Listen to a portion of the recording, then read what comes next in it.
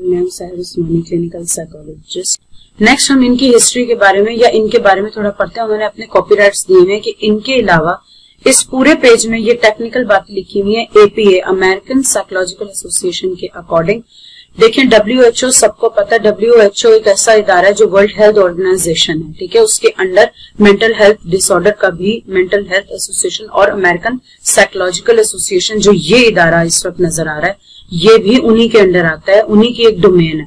यानी WHO जो तमाम जिस्म की बीमारियों पे काम कर रहा है, इसका मतलब है उसने ज़हनी बीमारियों के ऊपर भी काम किया है। और ये हमें नहीं मालूम, पाकिस्तान में इस फील्ड को इतना ऑथेंटिकली और इतनी वसूख के साथ नहीं पेश किया गया, इसको इतनी रिकग्नाइजेशन नहीं मिली। लेकिन इस फील्ड की भी इक्वली उतनी ही इंपॉर्टेंस है जितनी तमाम हमारे जिस्मानी और अज़ा की और जिस्मानी प्रॉब्लम्स की अहमियत है। यानी आपको गुर्दों की प्रॉब्लम होती है, आपको शुगर होती है, आपको बीपी का इश्यू होता है, आपको और मसाने का है, गायनी है, आपके ऑर्थो रिलेटेड इश्यूज हैं, आपके डायलिसिस होता है, आपके थ्रॉट के इश्यूज हैं, आप कोविड है। यानी WHO ने जहां उनको इतनी सारी फैसिलिटीज दी गई हैं कि वहां से हर रिसर्च निकलती है, इसी तरह WHO के अंदर मेंटल हेल्थ का डिपार्टमेंट भी आता है और पूरी दुनिया में इसको तमाम बीमारियों के ऊपर फोकियत हासिल है, सिर्फ इस वजह से क्योंकि ये दिमाग के मसलों को इंडिकेट करता है, ठीक है। वो इसलिए क्योंकि दिमाग एक इंसान का एक बहुत अहम हिस्सा है। देखिए जब अल्लाह ने इंसान को अशरफुल मखलूकात बनाया तो उसको डिनाई करने की, इनकार करने की सलाहियत दे के भेजा। उससे हमें पता लगता है कि नियत और बदनीयती क्या होती है, नेक और बद क्या होता है, स्याह सफेद क्या होता है, गलत सही क्या होता है। इसका मतलब है कि इस दुनिया में हमारे पास दो ऑप्शंस रब ने देकर भेजी हैं। मैं अपनी 12 वीडियोस में ये बात कह चुकी हूँ कि इस्लामी जो इंसानी दिमाग है उसके अंदर इतनी ताकत है, वो कुछ भी कर सकता है, वो लोहे को पिघला सकता है। उसी में रेकी आता ही है, आपकी फोकस अटेंशन डाइवर्जन आती हैं, उसमें आपके ज़हनी तफक्कुर आता है, आपकी कॉग्निशंस आती हैं। देखिए इंसान अपने दिमाग से बहुत कुछ कर सकता है। एक सामने मैंने एक बार मुझसे क्वेश्चन हुआ था, देखिए खूबसूरती का ताल्लुक आपकी इनर जात से नहीं है।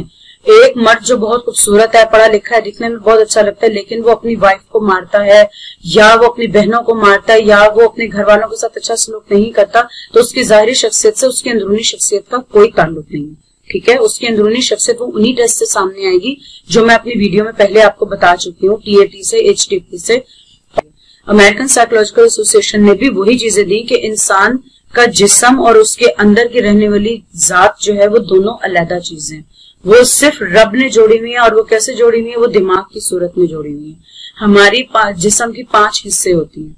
ये हिस्से हमारे दिमाग को मैसेज फॉरवर्ड करती हैं, हमारे दिमाग को एक ऐसा पैगाम भेजती है जिसको वो प्रोसेस करता है और तब हमारा जिस्म वो अमल करता है। तो वो कौन करता है? वो दिमाग करता है। तो इसका मतलब है दिमाग एक बहुत अहमियत रखने वाली चीज है और बहुत अहम चीज है। ऐसा नहीं है कि जाहिद ने भी नूर मुकद्दम को एक दिन में लाके मार दिया, ऐसा कुछ नहीं है। उसकी आप हिस्ट्री देखें कि वो बचपन से अग्रेसिव है। ये तालीम माँ बाप को उसको देनी चाहिए थी। ये सब बातें जो मैं आपको कर रही हूँ ये बच्चे को माँ सिखाती है। माँ उसको दुनिया का तारुफ करवाती है। अगर वो गिर जाए तो वो कहती है सब्र करो बेटा, मैं तुम्हारी चोट के ऊपर, तुम्हारी तकलीफ के ऊपर मरहम लगा रही हूँ। जब सब्र का वर्ड आता है तो बच्चा सवाल माँ से करता है सब्र किसको कहते हैं। अच्छा, ये सारी बातें मुस्लिम मदर्स के लिए, लेकिन अदरवाइज भी देखा जाए तो इंसानियत का मजहब एक ही होता है, इंसानियत एक ही होती है। तो मेरे ख्याल से किसी भी मजहब के माँ बाप होंगे, अगर वो अपनी औलाद को इंसानियत सिखा रहे हैं तो कम से कम वो खिदमत कल्ब और दूसरे इंसानों की परवाह करना जरूर सिखाएंगे। लेकिन उसको तो सिखाया ही नहीं गया। माँ बाप कराची में बैठे हुए हैं और वो खुद यहाँ पे ये सारे काम कर रहा है। तो ये सारी चीजें कहाँ से निकली हैं? दिमाग से। वो कहाँ से ये सब कर रहा था? दिमाग से। अब उसको अगर आप लोग शिजोफ्रेनिक कह रहे हैं या ड्रग लेने के लिए कह रहे हैं तो ड्रग से भी हेलुसिनेशंस होते हैं, ड्रग से भी शिजोफ्रेनिया होता है, ड्रग से भी आपको डिल्यूजन्स जो है हेलुसिनेशंस तक पहुंच जाते हैं। फिर वो डिल्यूजन्स नहीं रहते, वो वहम नहीं रहते, वो आपके हेलुसिनेशंस बन जाते हैं। फिर आपके कान में भी आवाज आती है कि बंदे को मार दो, फिर आपको सामने बंदा भी नजर आने लगता है। अब ये कैसे होता है ये हम इंशाल्लाह इसी किताब के अंदर पढ़ेंगे जिसकी डिटेल्स अब मैं आपको बता रही हूँ। इस किताब के अंदर वो एक एक चीज हमें मिलेगी जो केसेस अब हमारे मुआशरे में हो रहे हैं।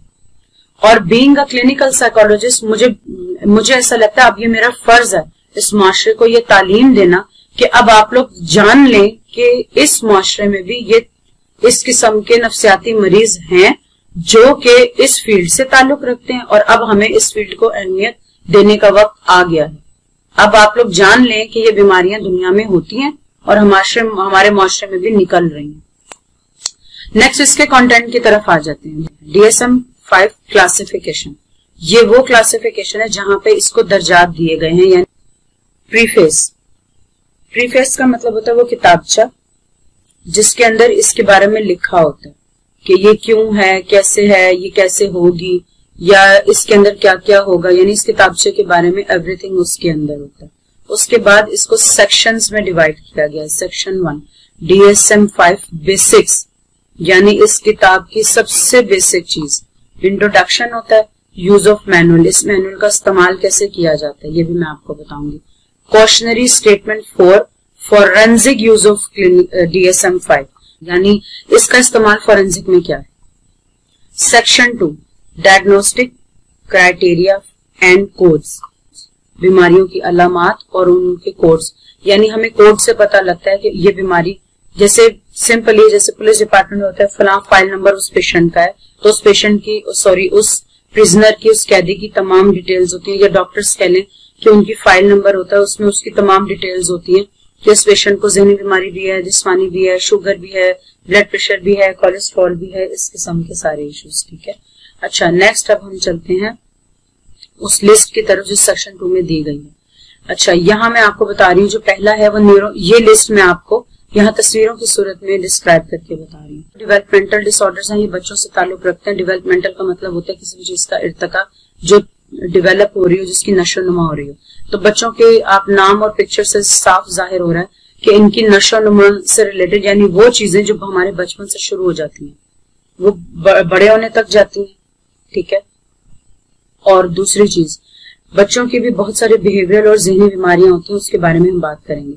कुछ तो ऐसी होती हैं जो वहीं रह जाती हैं, उनको ग्रोथ नहीं करने देती, और कुछ डेवलपमेंट में ऐसी बीमारियां होती हैं जो बाद में बड़े होने तक चली जाती हैं। तो हम इसके बारे में पढ़ेंगे, चाइल्डहुड, एडल्टहुड, अर्ली एडल्टहुड और उसके बाद एडल्टहुड के बारे में, और फिर लेट एडल्टहुड, और इस तरह से बुढ़ापे तक हम तमाम उन चीजों को देखेंगे। ठीक है, नीचे हम आ जाते हैं schizophrenia spectrum and other psychotic disorders. Schizophrenia के अंदर कौन कौन से साइकोटिक डिसऑर्डर्स आते हैं। तीसरे नंबर पे आता है बाइपोलर एंड रिलेटेड डिसऑर्डर। ये तस्वीर से ही पता लग रहा है कि जो बाइपोलर है वो एकदम, या तो आप खुश हो जाते हैं, आपको मैनिक अटैक्स होते हैं, ठीक है, सीजनल भी होते हैं लेकिन रेगुलर भी होते हैं, या आप एकदम खुश हो जाते हैं, ये खुशी को जाहिर कर रहा है, या आप एकदम गमगीन हो जाते हैं। ठीक है, या आप बिल्कुल ही बाहर हो जाती है या बिल्कुल खिजा हो जाती है, इसको भी हम आगे डिटेल में देखेंगे। Common type of depression disorders. अब आप देखें, आप सिंपली आपने कभी लोगों से पूछा होगा यार मैं डिप्रेशन में हूं। डिप्रेशन की भी आगे से किस्में होती हैं। ठीक है, किस्म जो होती है वो बताती है कि वो डिप्रेशन किस नौयत का है। उसमें मेजर डिप्रेसिव डिसऑर्डर आएगा, आपका परसिस्टेंट डिप्रेसिव डिसऑर्डर आएगा, बाइपोलर डिप्रेशन होगा, और तशवीश इस तरह की बीमारी। ठीक है, ये एंजाइटी डिसऑर्डर के अंदर आएगा। उसके बाद हमारा आएगा obsessive compulsive disorder. Obsessive compulsive disorder ये होता है कि आप उसमें एक काम को बार बार करते हैं। वो trauma and stress related disorder जो है उसकी जो आगे हमारे पास सब टाइप्स भी आएंगी, लेकिन फॉर एग्जांपल के तौर पे हम बता देते हैं पोस्ट ट्रॉमा स्ट्रेस डिसऑर्डर भी होगा, जिसमें फ्लैशबैक्स होते हैं, नाइटमेयर्स होते हैं, हाइपर आपकी विजिलेंस होती है और एग्रेसिव बिहेवियर होता है।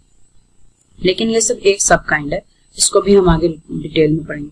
Dissociative identity disorder. Dissociative disorder में आइडेंटिटी भी आता है, डिफरेंट डिसोसिएटिव डिसऑर्डर्स होते हैं, यानी कि आप एक जात के अंदर आपके डिफरेंट एक और कई जातें आ जाती हैं।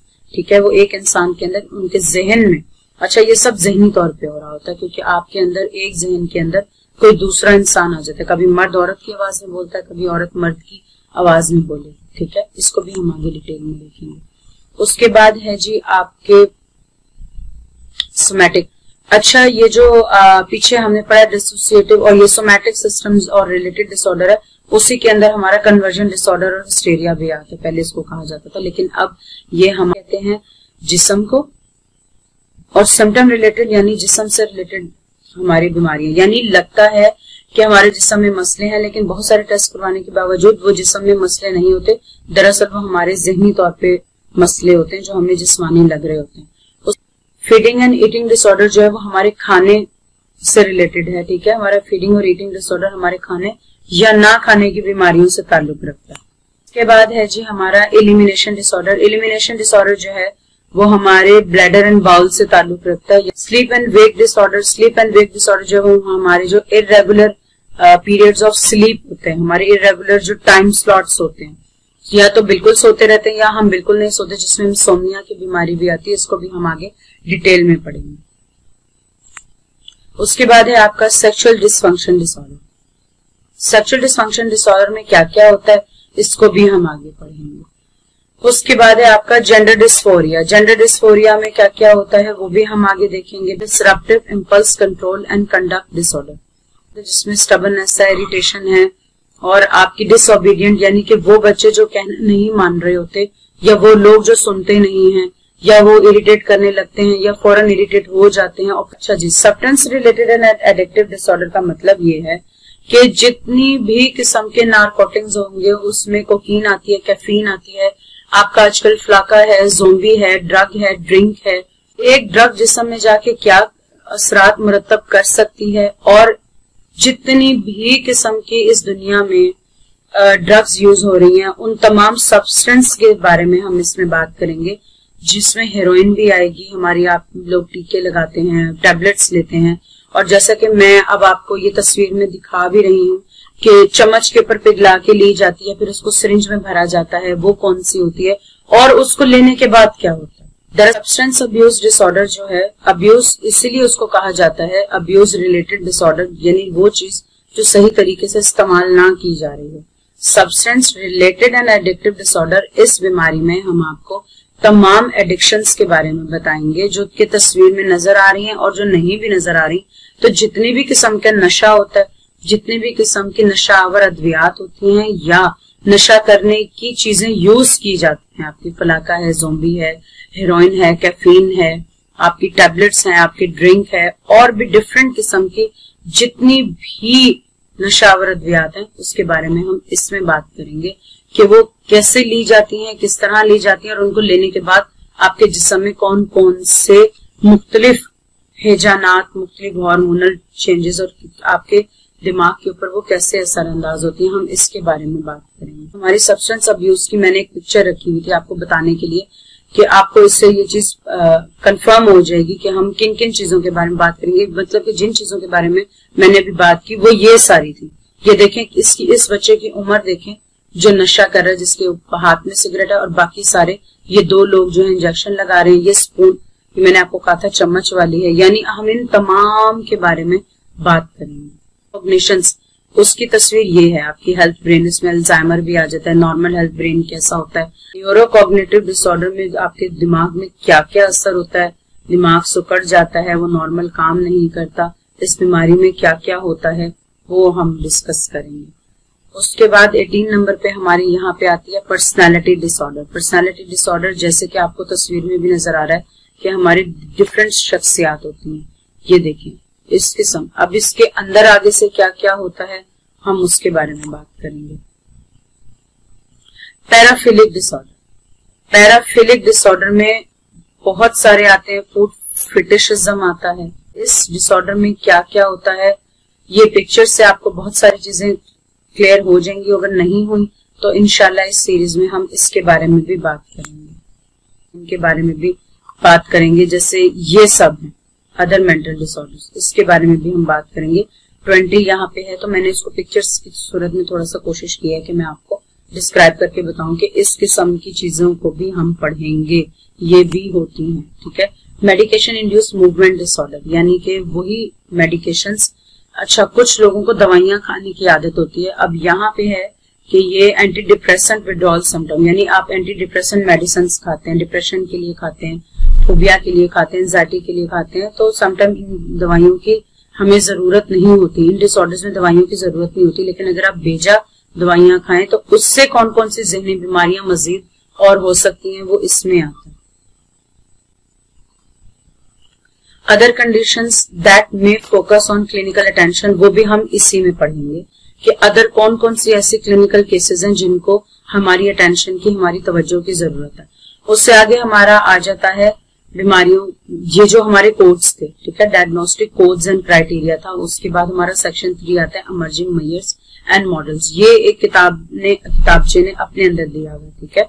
असेसमेंट मेजर्स होंगे, कल्चरल फॉर्मुलेशन, कौन से कल्चर के ऊपर हमें कौन सी फॉर्मुलेशन लगानी, कौन सा फार्मूला लगाना है, कौन से कल्चर में कौन कौन सी चीज चलती होगी, उसके अकॉर्डिंग हम अपने अपने कल्चर के हिसाब से उसका डायग्नोस करते हैं, इसमें वो बताया गया। Alternative DSM-5 model for personality disorder. अब यहाँ पे ऑल्टरनेटिव का मतलब होता है मुतबादिल। DSM-5 में मुतबादिल मॉडल दिया गया है पर्सनालिटी डिसऑर्डर्स का, वो भी हम आगे पढ़ेंगे, क्या होता है, क्यों होता है और कैसे होता है। कंडीशंस फॉर फर्दर स्टडी, अच्छा ये हमारे लिए है, ये बेसिकली प्रोफेशनल्स को उन्होंने कहा है कि आपके लिए कुछ कंडीशंस हैं आपकी फर्दर स्टडीज के लिए, यानी और मजीद इसको पढ़ने के लिए। और बाकी आपको पता है कि अपेंडिसेस हैं, हाइलाइट्स हैं और डिफरेंट चीजें नीचे होती हैं, ग्रॉसरी होती है, आपके इंडेक्स होते हैं, ये तमाम चीजें इसके ऊपर लिखी हुई है जो कि आप लोगों से ताल्लुक नहीं रखती। वो एक प्रोफेशनल हमारे या जो इस फील्ड के स्टूडेंट्स होंगे ये उनके लिए होंगी। तो हम इसके बारे में नो हाउ रखेंगे, जैसे कि मैंने इस किताब को पूरा आपको बताने का वादा किया, तो हम रखेंगे, लेकिन उतनी जितनी आपको जरूरत है उतनी हम इसकी इंफॉर्मेशन। आज के लिए इतना ही, इसके बाद इंशाल्लाह मुलाकात होगी आपसे हमारी अब नेक्स्ट वीडियो में। अगर आपने चैनल सब्सक्राइब नहीं किया है तो आप हमारा चैनल सब्सक्राइब कर लें ताकि आपको नोटिफिकेशन हमारी मिलती रहे नेक्स्ट वीडियोस की। इसके अलावा हमारी ये सीरीज जारी है साइको एजुकेशन की और हमारी नफ्सियाती तालीम आगाही मुहिम जो मैंने स्टार्ट की हुई है, उसके अकॉर्डिंग मैं आपको इस किताब के बारे में और नफ्सियाती बीमारियों के बारे में तालीम दे रही हूँ। इंशाल्लाह ये हमारा कंटिन्यू रहेगा जब तक कि तमाम डिसऑर्डर्स जो हैं वो तमाम के तमाम आपको समझ नहीं आ जाते या हम इन तमाम डिसऑर्डर्स के ऊपर बात नहीं कर लेते। हमारी ये सीरीज जारी रहेगी। इंशाल्लाह मिलते हैं आपसे नेक्स्ट प्रोग्राम में, अपनी नेक्स्ट एपिसोड में। अपना ख्याल रखिएगा।